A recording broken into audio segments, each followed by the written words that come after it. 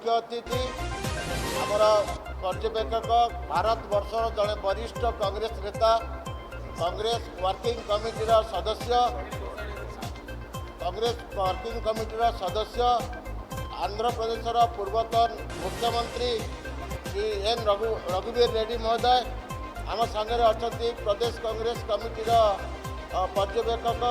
प्रदेश कांग्रेस पूर्वतन मुखपात्र श्री कृष्णचंद्र पत्री महोदय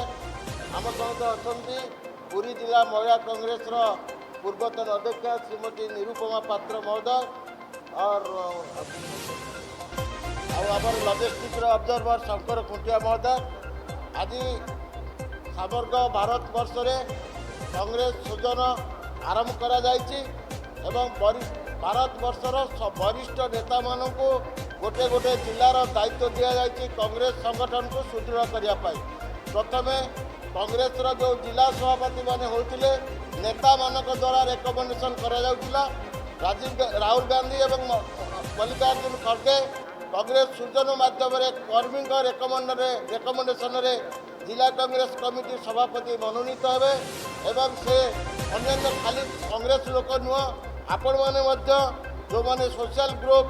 एसटी ओबीसी माइनॉरिटी ग्रुप मैंने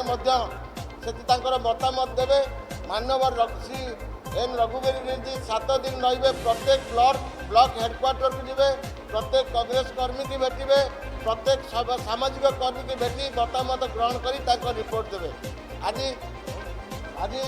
आपण मान को अनुरोध आपण खोला मनरे जहाँ जहाँ कहबार अच्छी ये 1 to 1 हो ग्रुप वाइज हो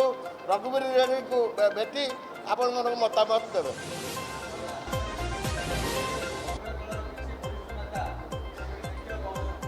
आज प्रेस कॉन्फ्रेंस डकाई परवर्ती समय नेता मानक डकाई जो नेता मैंने आसी ना आज से ब्लॉक रे रघुवीर रेड्डी को भेटी मतामत दे पारे समस्त अनुरोध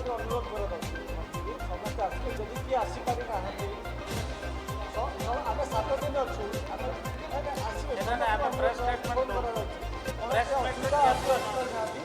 संपूर्ण भाव जोगाजोग अच्छा समस्त आस पहुँचे निश्चित भाव समस्त मत रखिए समस्त करेंगे।